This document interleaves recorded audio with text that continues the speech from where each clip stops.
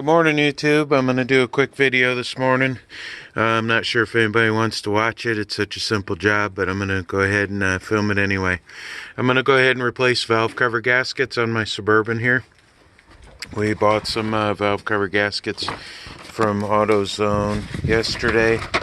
They were about $25, and this is what they are right here. Just a simple rubber gasket. And what you do is you take on this particular model, you take these 3/8 bolts and you loosen all these 3/8 bolts up. And the problem I got, see, there's a little bit of oil down there. And another reason you could tell stuff's leaking oil is you'll get oil on your back window back here. So actually the rain washed a bunch of it off, I guess. Kind of weird. But this is such a simple job. I'm going to go ahead and film it anyway. And all you do is you loosen up these 4 bolts on the top right here.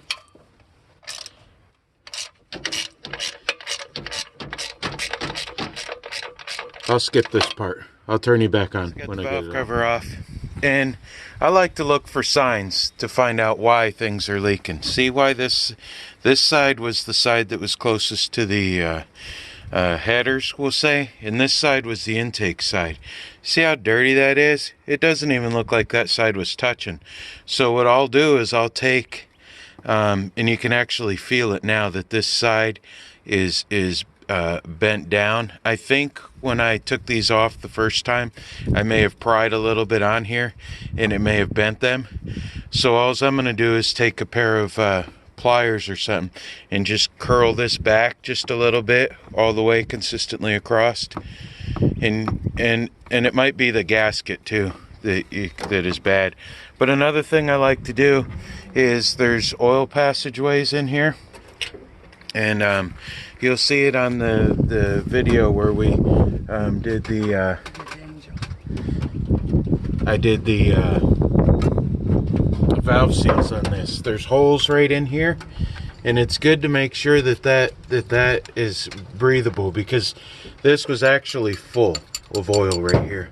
Same, it drained down in the back too. This whole valley right here was full, which would explain why every time I started it up and checked the oil, it was empty, because all the oil was at the top of the motor still. It didn't drain back down.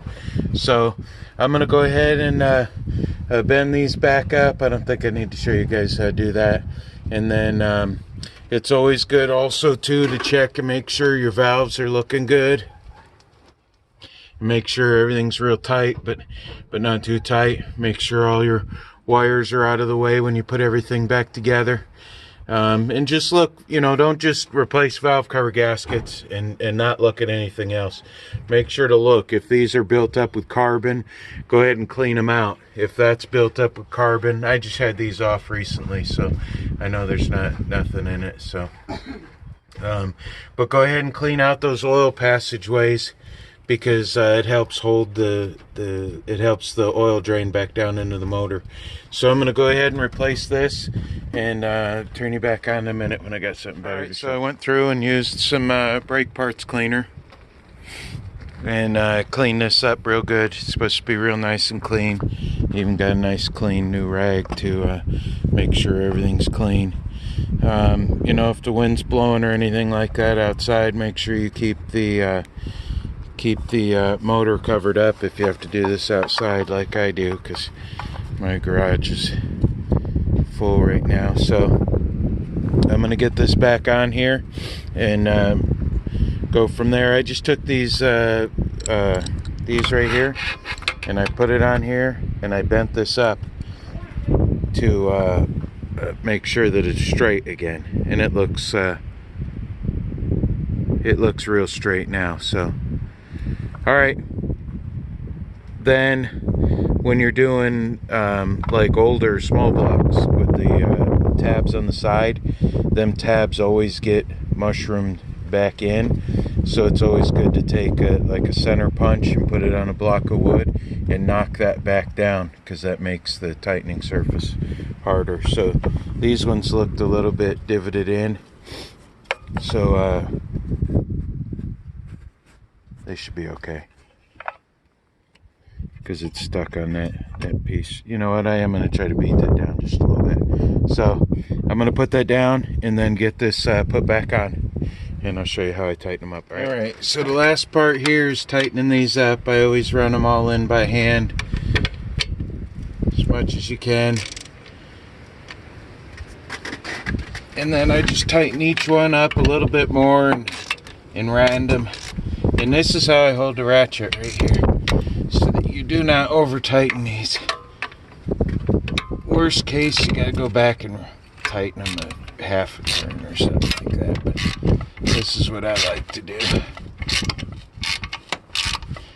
Just tighten them up